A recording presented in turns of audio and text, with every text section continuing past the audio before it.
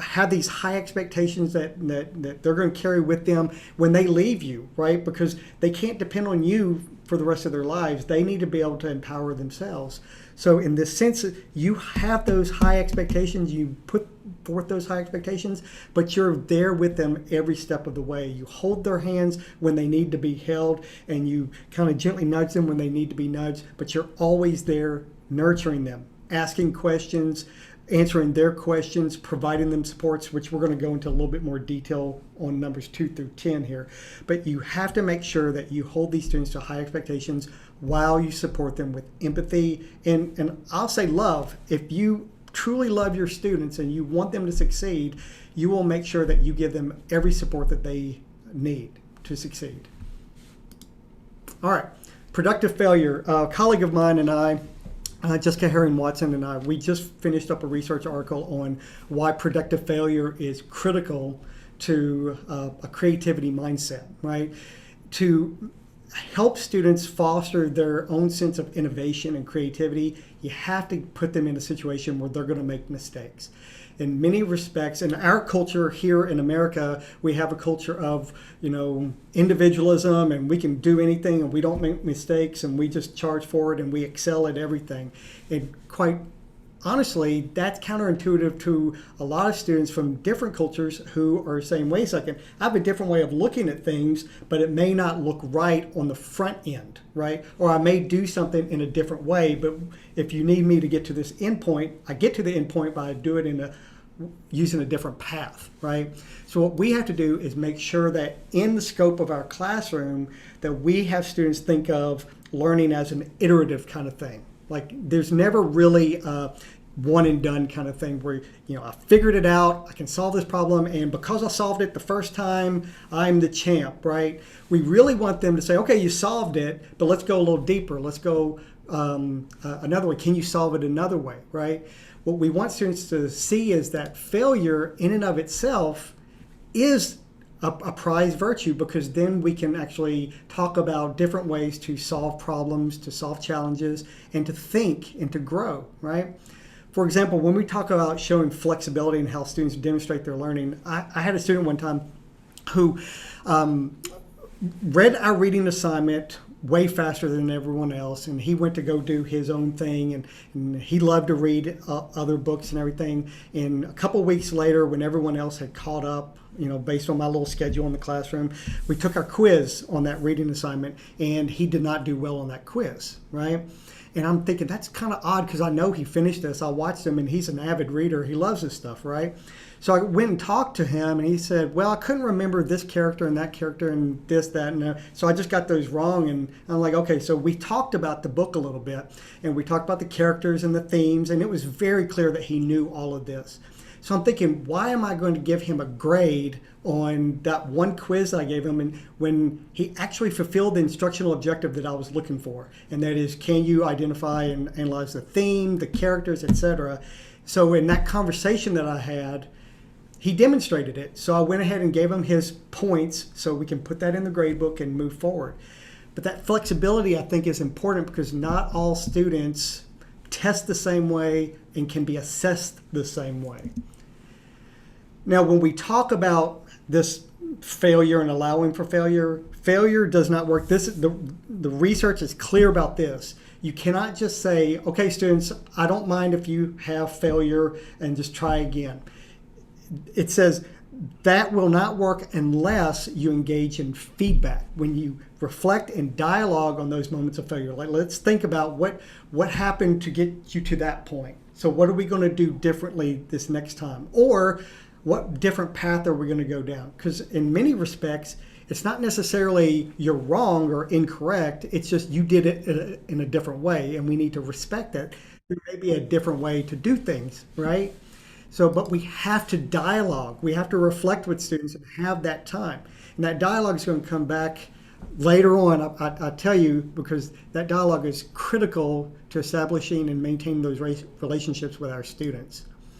One of the best resources that you can find, a collection of books by Kurt Klein, and he has a whole collection of books about innovation and creativity. I encourage you to follow him on Twitter.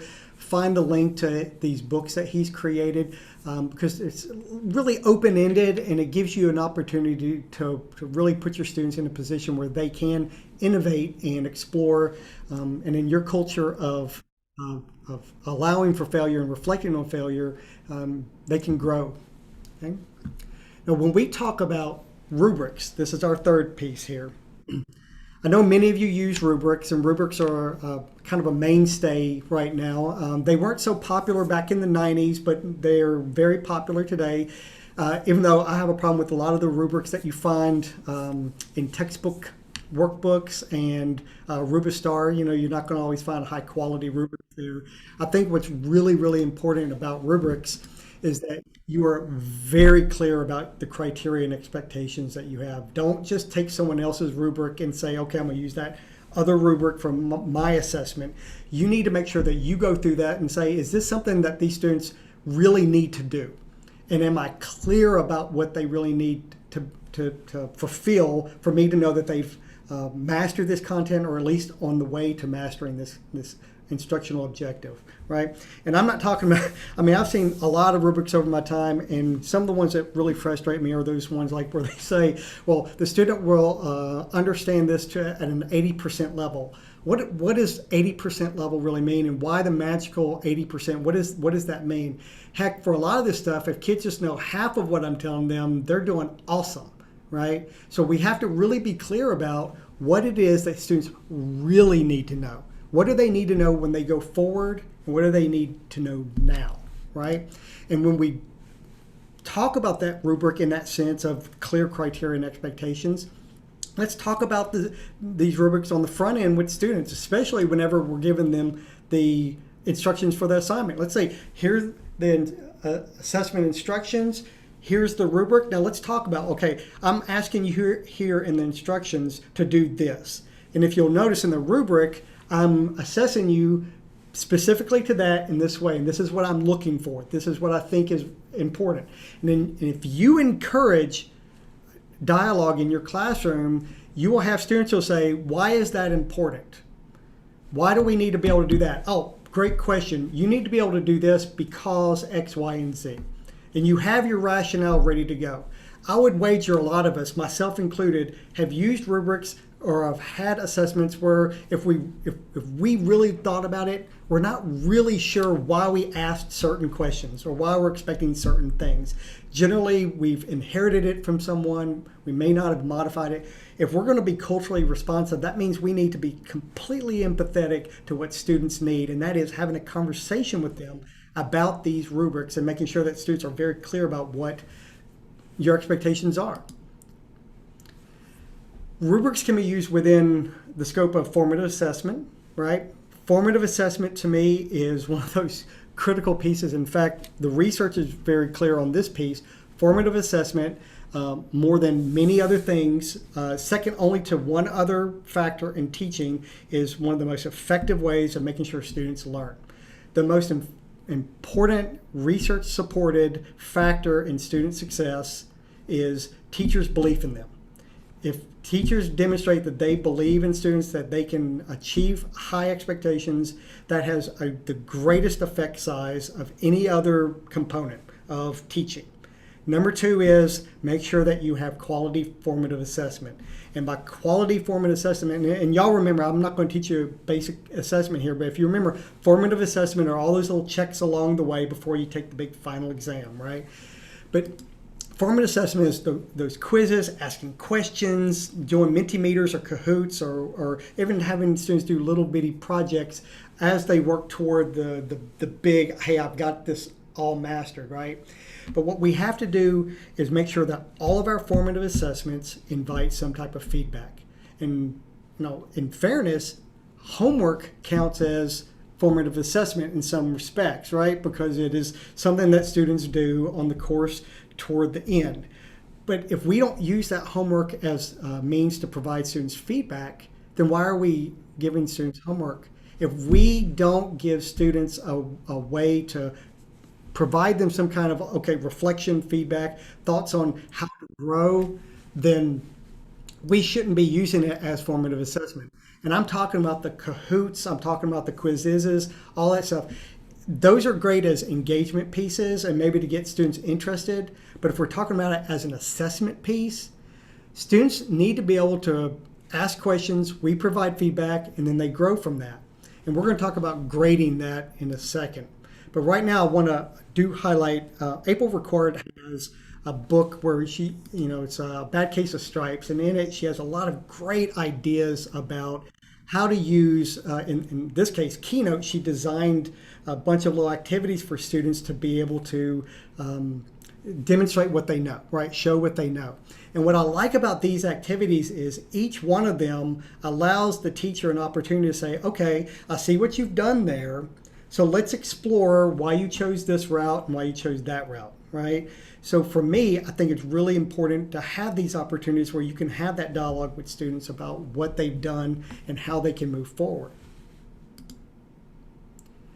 When we talk about minimized grading of in-progress learning, that includes homework. When we grade students on their process of learning, we're telling them that we are the gatekeepers of what is critically important.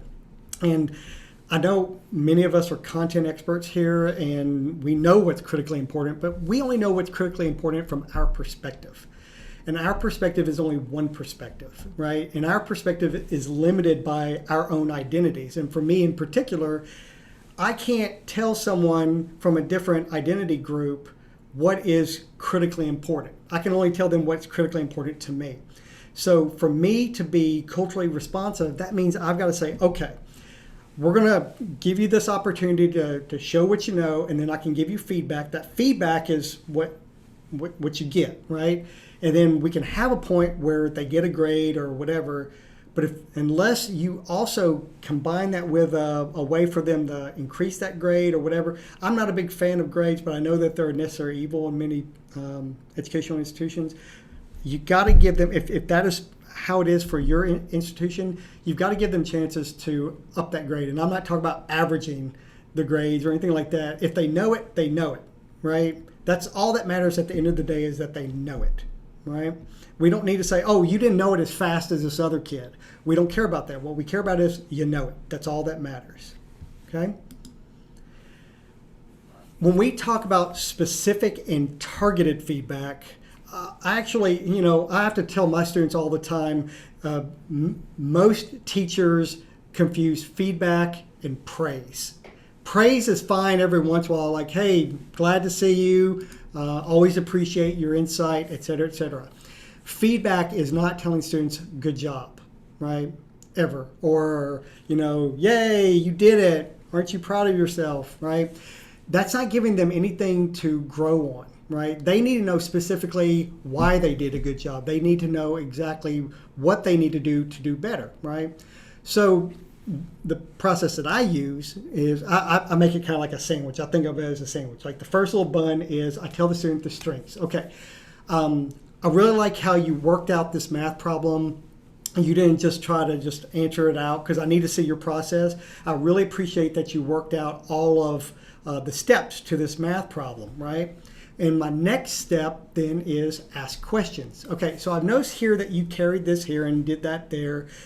I'm wondering why you chose this method over this method. Ask them those questions. Ask all the content-related questions that you have.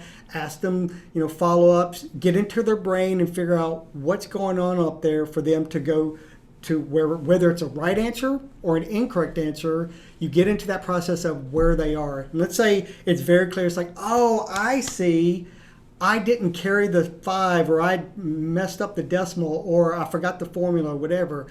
That's whenever you get the next steps. Okay, well, great. Okay, so what I'm going to need for you to do now is redo this, try again. I'm going to come back to you. I'm going to ask you some of these same questions and see where you're on that, right? Feedback is focus on the strengths, ask those clarifying questions, and then next steps of let's move on.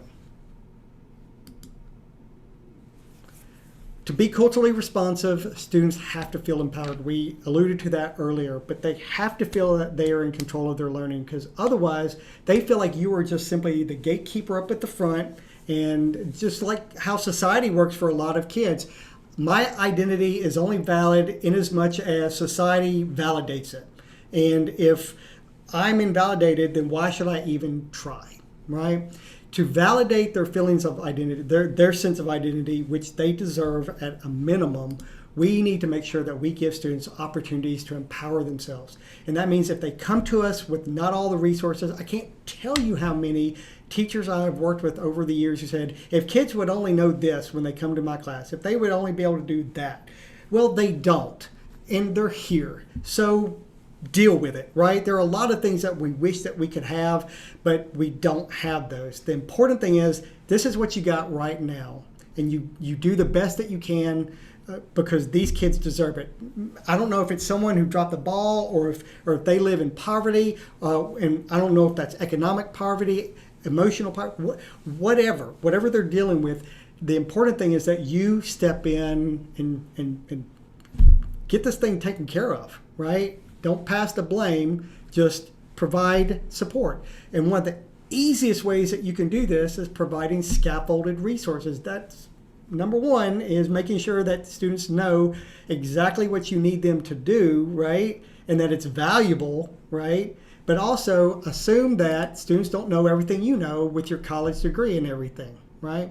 One thing that I like to do all the time, besides I would do something called novel in a day, because like if I wanted to talk about, for example, dysfunctional societies as an English teacher, and I really wanted to teach A Brave New World, which is, I think, a great book, right?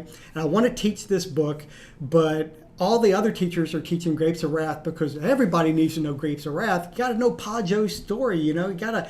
Because there's so many references of that in society, you know, and no argument on any of that, right? Grapes of Wrath is part of the canon. It's an important book in American history, etc.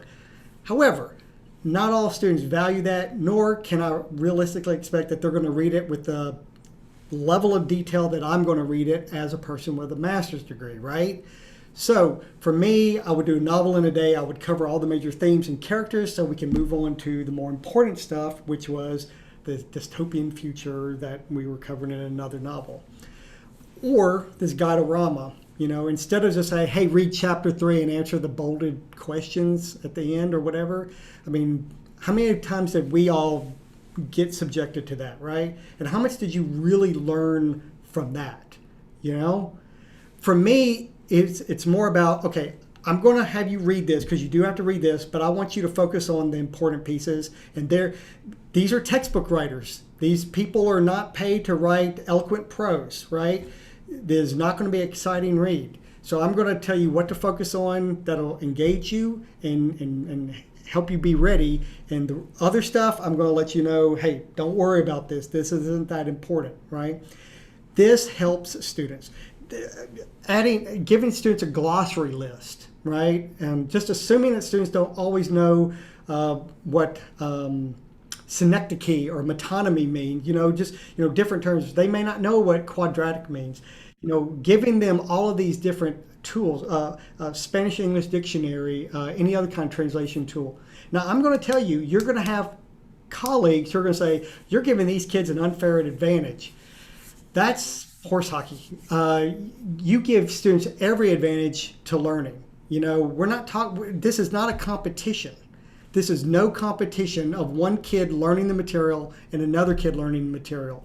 Our job is not to make sure that the kid who is destined to become valedictorian is ensured to be valedictorian. What we want is equitable opportunities, and that means if someone needs a translation dictionary, you give it to them. If they need vocabulary words, you give it to them. If they need a dictionary, you give it to them.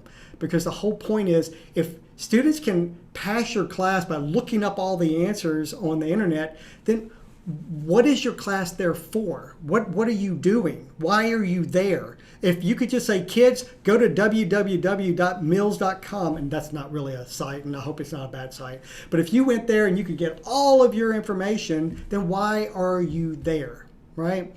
So it's very important that you give context instead of just information. Kids can get the information. It's not like the way that I grew up, but it's the way kids are now, and that is the fact, right? So let's focus on context. All right, When we talk about providing expectations ahead of time, I kid you not, I had teachers who said, if you give kids the rubric on the front end, that's an unfair advantage because they know what you're going to be looking for. I'm like, exactly. That's exactly what I want. I want them to know what I don't want to sit there and grade a paper for 30 minutes. Like this has nothing to do with the assignment. I want them to succeed. And I think doing this research, I found that there are a lot of teachers who have held on to this idea of this competition, like it's like one big competition, and it's not just making sure everyone crosses the finish line. And I think in many respects, we need to tell our colleagues, look, we want to give kids every advantage. We don't want to do the work for them, but we want to tell them what the work is about, what we expect from them. I mean, we wouldn't appreciate that as professionals, right? Our boss just to say, oh yeah, do this, but I'm going to judge you on something else, right? It just seems unfair, and it's definitely not culturally responsive. When we talk about empowerment, we also have to be honest about learned helplessness. A lot of our students are in situations where they have been passed on and people felt sorry for them, and the kids learn that helplessness, and they, like raise their hand every 5 minutes and just tell me what to do, just tell me what to do. We have to wean them from that. And I think one effective way of doing that is the 3 before me, where you require students to consult 3 sources, peers, Google, whatever, before they ask you a question, right? That's one aspect of it, but it's also making sure that you don't go to them every single time, right? And you may have to have a talk with them and say, look, I believe that you can do this. I just need you to try. Just try to do this today without raising your hand, just today, and let's see how that goes. And it is a really good way to kind of move them back. You're still there, right? But at the very end, you follow up with them and say, hey, remember I told you to not raise your hand today? How are you doing? How did it feel? Right? Have that dialogue with them and say, let's try that again tomorrow, because I have faith that you're going to be able to do this, because here are some extra resources that I'm going to give you, and I want you to look in these resources. Give them that scaffolding. Don't just walk away from them, right? Give them those resources and then just kind of be there, and then check on them every once in a while. And it's that gradual release of responsibility. And I guarantee you they will appreciate it later on. When we talk about being flexible with assignment completion, it's kind of like what I was saying the other day. The student that I had who demonstrated that he knew the content, I wasn't going to hold him to, oh, well, this is the score that you got on the quiz, right?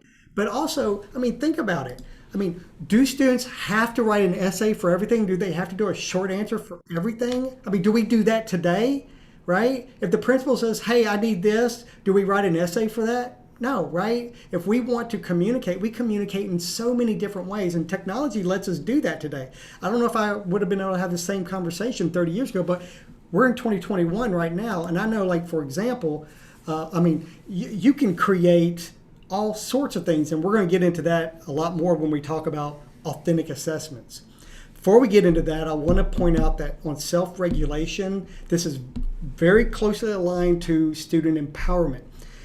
Student empowerment is you give students the tools that they need to be successful with. Self-regulation is where you give students scaffolded tools so they can monitor their own progress, because they need to know what their learning looks like more than you just need to know what their learning looks like, because they know themselves better than you know them, right? And the way to do that is make sure that you always have a focus on the progress instead of that artifact. Like, we're not, I know I told you to work on this video. You have to create this video. But let's not talk about the video necessarily itself. Let's talk about the process. Let's talk about your thinking. What is it that you want to include? How are you constructing it? So that they know that it's not just some magic that happens. Because I literally had a kid tell me when I was working in a middle school with another teacher, I saw something, I did something, I couldn't remember what, he said, man, you had that magic. I'm like, well, I know I have magic, and all that stuff. But I was like, wait a minute, you think I just know that stuff? No, I worked through that. And I showed him the process that I used to get to my answer. And he goes, oh, so there's a way. You don't have magic after all. I'm like, no, I don't really have magic after all. There's a process to everything. And I want you to focus on that process, because that helps them empower themselves and regulate their behavior, right? Okay, so let me tell you this piece about providing progress checklists. If you don't have progress checklists, you need them right now. Give students little benchmarks of you have done this by this point, this by this point, this by this point, and be flexible with that. Talk to them about it. And I'm not just talking about flexible with due dates and all of that stuff. That's one way to be flexible, but also in ways that they are going to demonstrate that they can do what you need them to do, right? For example, if you ask them to create a video and you said, look, you need to have a screenplay, right? What if they have a storyboard, they sketched it out? That might be good enough at that point, right? Because at least they have an idea, and that's the way that they think, right? They don't need to write out all of the text out in a screenplay, right? So we need to be flexible in all respects when we talk about progress checklists. And you can give opportunities for peer assessment and reflection. When I talk about peer assessment, I am not talking about pass your paper to the kid in front of you and have them grade a quiz. That is not what we're talking about here. We're talking about feedback, about, hey, let's share some ideas, what we're doing here. Do you think this is correct? Do you think this is on the right piece? Let's offer a little bit of constructive criticism on this piece. And as we're going to talk about later, you're going to have to teach kids how to do that. But again, I am not talking about making sure kids get grading duty in, right, to save you from that. What it should be is opportunities for kids to dialogue with each other on their progress. All right, when we talk about fair grading policies without bias, I'm going to say something shocking. So get your shock face ready. There's implicit bias in grading, and we're all guilty of it at some point. Thank you, Daniel, for that shock face. That is exactly what I'm looking for. But we definitely have bias, no matter what. Whether it's these kids are smarter than that, they should be able to know this, or this is very important to me, and I'm going to weight it very heavily, or whatever. And honestly, if you look at the research, there is bias based on identity. If you're a female, research shows that you will be looked on more negatively by teachers of all races and ethnicities. You're going to be viewed less able to do STEM work. That's what the research says. If you're a student of color, you will be viewed more negatively than white students. That is the research. That is empirical research. There's that bias there. And I'm not saying that you all here, participants in this webinar, are guilty of this, but there's some type of preference that you have whenever you give a grade, like something that's really important to you, right? So we have to rethink like literally everything about what we're giving points for. For example, like I love Shakespeare, I love Hamlet, but I have to recognize that not all of my students are going to love Hamlet, right? And being able to identify who said this in Act 4, Scene 3, is that going to help them on down the line? So I need to think about how many points I'm giving for these different things, right? And be flexible with how you do points, because essentially it's about the instructional objective and being true to that, right? Being transparent about how you give points, because look, one of our biggest problems with cultural responsiveness, and that is students of different identities, especially students of color. And the bulk of our teaching force here in America are white people, right? So if we have this confluence of different identities and how we see the world, right, there's a lot of mistrust there, and the research supports that there's a lot of mistrust. In fact, students of color tend to receive feedback from white teachers more harshly than white students receive it, because they have lived with a lot of latent aggression, both macro and micro and explicit aggression because of their race. And they're like, whatever they're telling me, I'm instantly going to be defensive about it, and I'm going to think the worst of it, because why else wouldn't I? Because that's been my history, right? So for us to change that around, to start building some trust, we need to be openly transparent, like super transparent about how we give grades. And once you're transparent about how you give grades, you're going to be thinking, oh my gosh, I don't know if that's exactly fair. I don't really know if I'm doing it the right way. And I think that's all of us, right? Myself included. And you're like, why am I giving points for this and not points for that? Why am I not giving them a chance to redo this when that can easily change their grade? And why am I going to give this kid a B when they have an 89.5? 9 because it just happened to work out that way on the math, you know? I mean, we really have to rethink that how we're doing these points. And if you're transparent with your grading policy, you're going to instantly gain trust with your students because they will know that you're not sitting there trying to be the gatekeeper. What you're trying to be is an equal partner in the learning journey, and they will start to appreciate that, okay? And when we talk about giving, not giving failing grades, you give a kid a failing grade, you already know what's going to happen. And it's not just to their morale, but also specifically to their average. Let's say you give a kid on a 100 points assignment, you give them a 0, and you say, okay, you can do it again, but we're going to average that grade. Well, they have a 50. If they got 100% that second time, then they have a perfect mastery of it. Why do they still have an F if if they've mastered the content, right? So we really have to think about, what is a failing grade? Well, they have to do their homework, right? Not always, right? Why are you giving the homework? If the homework is not a way for you to give feedback and have a dialogue with students, then why are you giving the homework? Because the other teacher down the hall is giving homework and there's a competition now? We all have to give homework because, by gosh, we've got expectations? No, we need to make sure that we only give homework when we can have a conversation with students about what they practiced, what they learned, what they're, trying to grasp, okay?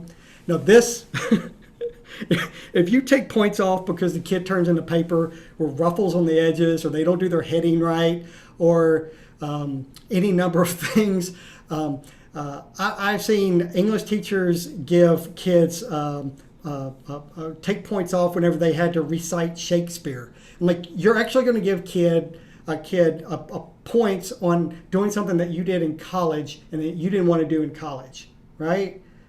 How about extra credit? Now, extra credit, what could be wrong with that?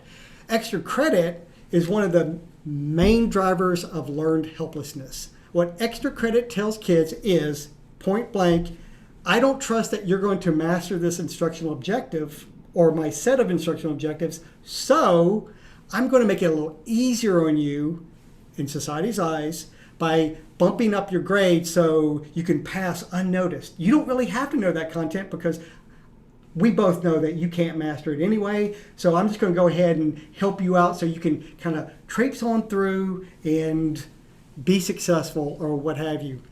And I've seen teachers give extra credit for bringing school supplies. I've seen extra credit for bringing leaves to a biology class for analysis. I've seen extra credit for behavior. If you're not giving points respective to the instructional objectives, those points don't belong, point blank. When we talk about authentic assessments, students, especially students of color, students of different identities than the main group teaching, they need to know that what they are learning and what they are doing for you matters in their lives, in real time, to their community, to themselves. And I'm not just talking about, on February, say, okay, we're going to talk about all the black scientists and that'll be it. What I'm talking about is making sure that students know that everything that they do has a part to play in their life. And there is a part to play in what you teach. I know it, right? And many of you, I know you personally, and I know that you do this. What you do, you completely blow my mind with how you bring authenticity into the classroom, and I wish everyone could do that. So I want to encourage you, share with your fellow teachers so many ways that you can do authentic assessment, and we're going to get into that in detail in a second, but I want to point out, we talk about this with students, and I'm not saying at the very beginning you say, okay, guys, I just want y'all tell me what you want to do, right? You have to provide them with some structure, maybe give them a choice board. Choice board for me, I'll be honest with you, I know I'm at the college level and you may say, well, I'm a different thing. I've taught freshmen in college and they are no different than high school seniors. And choice boards work very well for them. And actually, we get that idea from elementary schools because we know that students demonstrate what they know in different ways, and giving them choice boards. And I found the research that actually supports that when you give students choices with respect to how they're going to be assessed, they will be more engaged and they actually learn more because now they have control over, at least in part, that piece of their learning. Okay?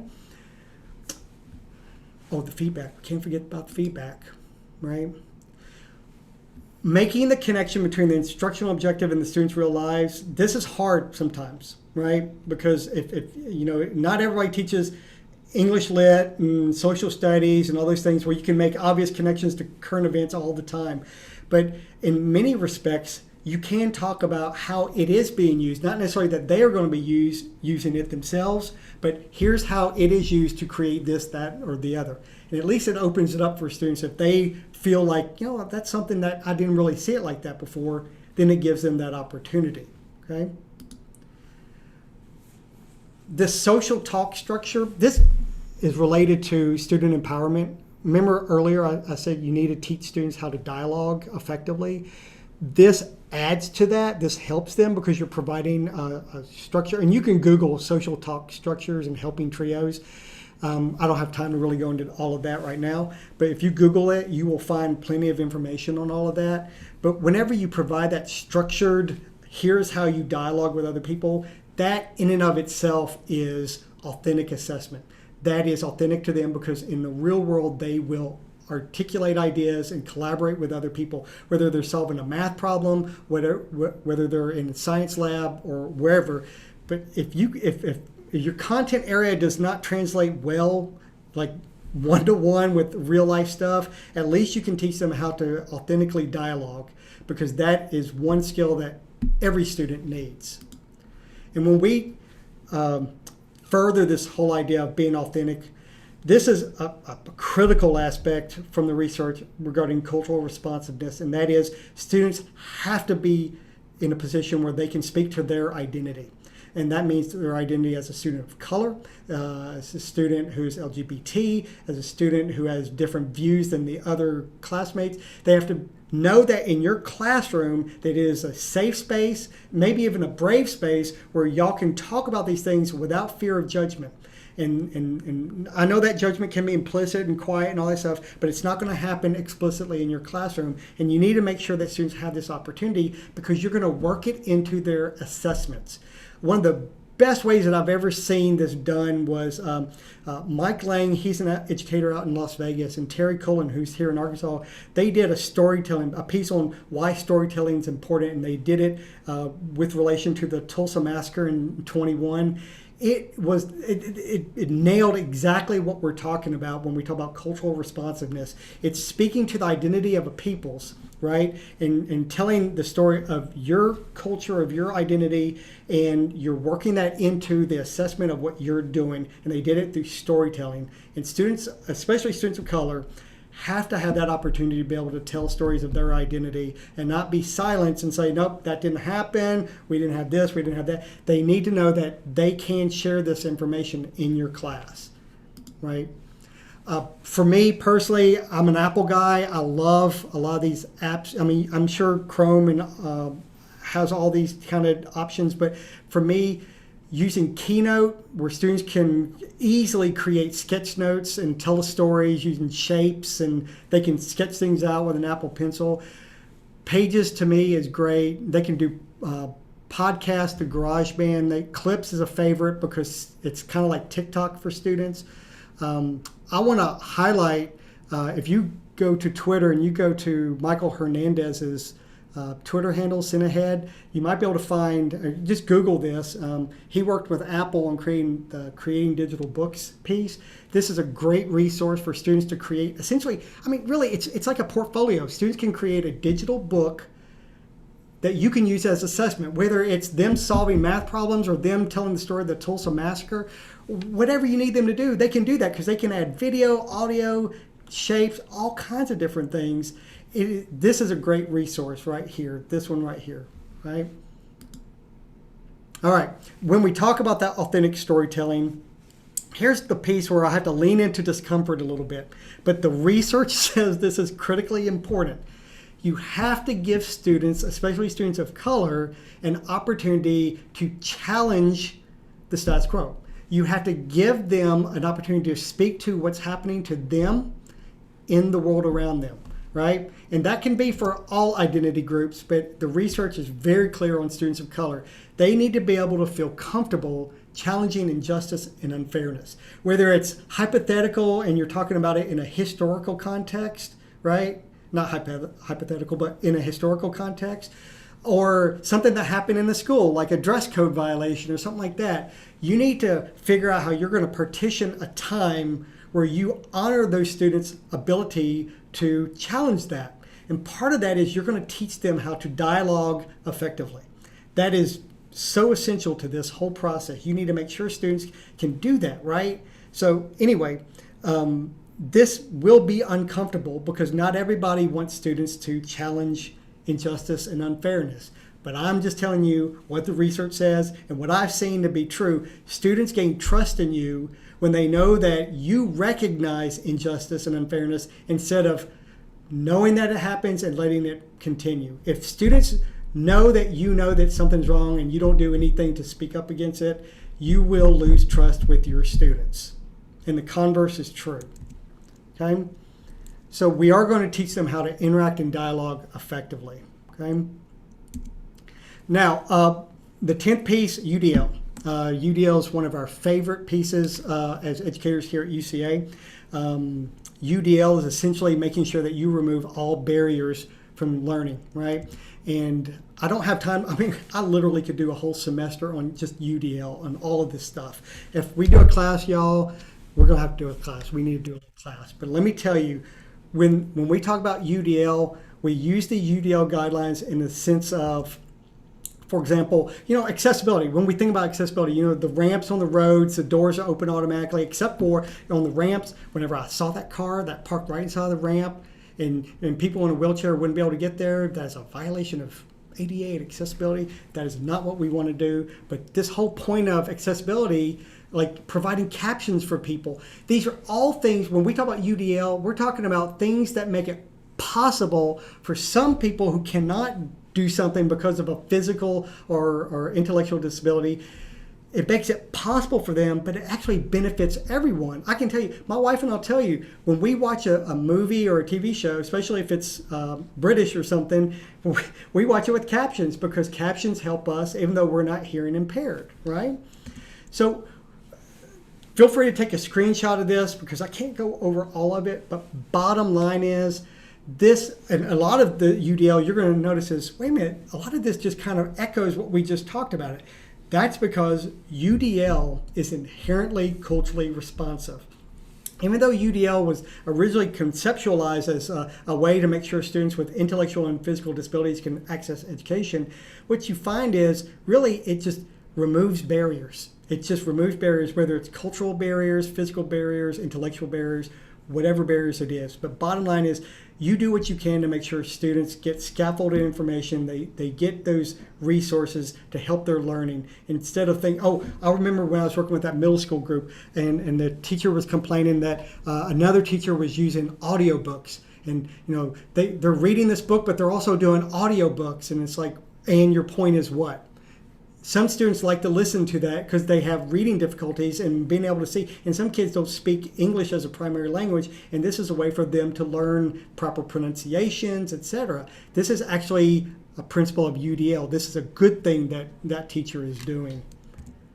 All right. When you do PowerPoints and keynotes, please don't do to the left. High contrast images. If you like Bitmojis, keep them small. You don't need to distract your kids. The focus should be on the instructional objective, the content and the skills that you're trying to teach.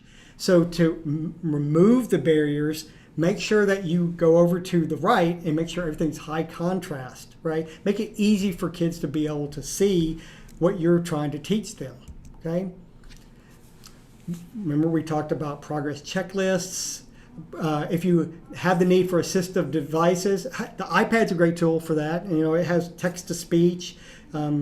Kids can talk into it and it can dictate for them. It has Zoom. The iPad is a great resource for accessibility in that sense as an assistive device, right? We talked about authentic assessments when we talked about multimodal artifact submission, letting students submit differently. For example, if a kid is having trouble writing an essay, have them dictate it. Have them do a flip grid. Have them, recite it to you. Some kids are very good at talking to you and not as great at writing. Now, if one of your instructional objectives is to write an essay, then scaffold them to that. start with the talking, and then walk them to the essay and say, okay, you said that, now I need you to transcribe it, right? Some kids just look at a piece of paper and I don't know what to do. And they need that scaffold of being able to talk it through first, okay? So we just need to be flexible with that. And when we talk about the why of learning, this is making sure that we're providing all that feedback, we're using real world examples, being very insistent on why this is important stuff, right?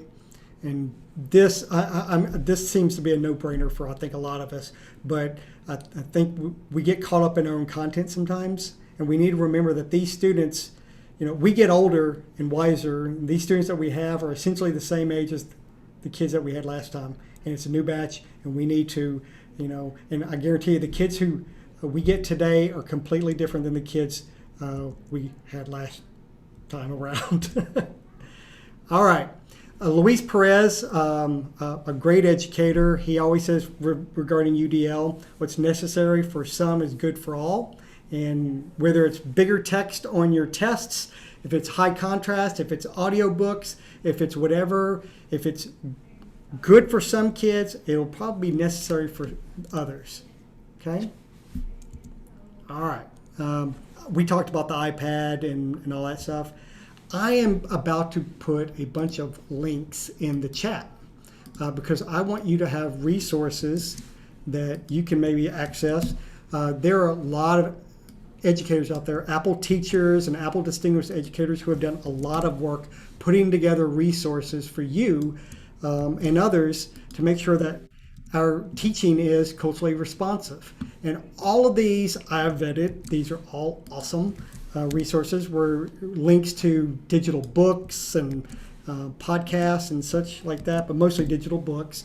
If you go to all of those, just kind of bookmark those. And if you miss out on that, you just reach out to me on Twitter and I can send these to you again, no worries. But these are fantastic resources for you to get some more ideas on how to make your classroom more culturally responsive. The important thing, and I'm going to close off with this, I've got my Twitter handle here in my email. Reach out to me anytime because this is a topic with which I am very, it's very important to me because, as I was saying earlier today, and my wife would agree, our son has been born into a world that we were not born into, and he has a lot of privilege, a lot of opportunities to excel and educate, and he is doing his part. But we believe that every child should get the opportunities that he gets, right? Every kid needs to be able to have what he gets, and we know that not every kid gets that. So if they're not going to get it at home or in the community, we need to provide it in the classroom. I just believe that strongly, okay? So I just posted a link to a session evaluation form. That's especially important if you just want to have your opinion known, but also if you're getting credit for PD, I would appreciate you doing that because I need to make sure I have that piece in there. And I want to thank y'all for taking this time to join with me. The last thing I'm going to say about all this is, big hug to you too. And I'm glad it's virtual because you know how I am about hugs. But I will tell you, everything that we just covered, all 10 of those concepts, those are all directly research supported. And I should have a book chapter coming out early next year that's going to have all of this in more detail. Julie. But anyway, stay tuned for that, and I'll send that out. But just know that all 10 of those concepts are definitely research supported, and we need to make sure that we follow that. Sharing the slides, Alicia, what I'm actually thinking of doing is putting this into a digital book and sharing that out. That way I can include some more detail on some pieces and make it a little bit more shareable to everybody. So thank y'all so much. We really, does it say you need permission? Oh, there I am. If it's Apple stuff, I'm great. But if it's Google, Lord, what do I know, right? What I need to do is go into that. I'm going to change that permissions. Those of y'all who can't access it because of the permissions, I just had it. You should be able to now. I had it restricted to our organization. Thank you for being patient with me on that. All right. I love you guys. I really appreciate y'all. Thank you for spending an hour of your time with me. If y'all need anything, y'all just let me know and reach out. I'd love to follow up with you. This is what I do. Mike, Hey, hey, is the TLC gonna send us the certificates like they've done for the other ones? no, that's actually going to come from me because this Okay. one, that if you notice, I didn't do all the UCA stuff. Oh, yes. Okay. This was me just trying to make sure that we had a PD for people free, because you were telling me that people were having a hard time finding free PD. I thought this Yeah. was good. So I'm probably going to send that out today or tomorrow. And the certificate will really be just an email with the official code on it because I Okay. don't do Good. certificates. I have to have that, for Oh, I my understand. district. So I yeah. understand. Okay. Good. Yeah, I already got the one from this morning session. Good, good. That was quick. All right. Good job. Oh gosh, this Are should you have been. tired? You were talking fast, sweetie. Yeah, I know, Yeah. and I apologize for that. It's a No, it's lot of fine. content. This is really I an thought it was all good. day. I wish I could have done this as an all day thing where we could explore different things in the classroom and different like scaffolded kind of stuff and all that. But an hour is an hour. You can only do what you can do. Yes, ma'am. Thank you, Dr. Mills. It was nice Thank seeing you. you. How are I you have doing? I have great news on my own. I was accepted by the program for PhD for inclusion and equity. I'm all excited. Oh, I'm all excited. awesome. So I'm Well, coming back to UCA for my fourth degree. Can you believe that? look at you. Look I at need a you. punch card, the ones that make degrees free or A something. I don't know. loyalty card. I'm telling you, I need a little parking spot near Mashburn. I don't know what I need, but I'm Hey, very yeah, excited. Looking buy forward 10 to courses, being get one around. free, right? I know, I should do something like that. Yeah. Well, I don't have my own parking space. Oh, that's true. Never mind. I mean, I come will on not request now. nothing then. If Dr. Mills don't have it, I'm not worthy. Good Oh, no, seeing no, you. no. I wouldn't say that. I wouldn't say that. Well, thank you. Good seeing you. Good seeing you too. Thank you. Yeah. Andre, how are you doing? I'm not bad, just filling out your form. And you're Oh, doing thank great. That you. was awesome, Michael. Great to see you. Nice to Yes. see you too. Thank you for joining. Oh yeah. No, I have a session Thursday, and a lot of what you said is going to be mine because I'm not going to be able to speak that quickly. Oh, Lord. And I apologize for going so fast, but God. No, no, no. It was fantastic. Your passion, compassion. I'm not sure what would be the proper word to use. Care for the students, and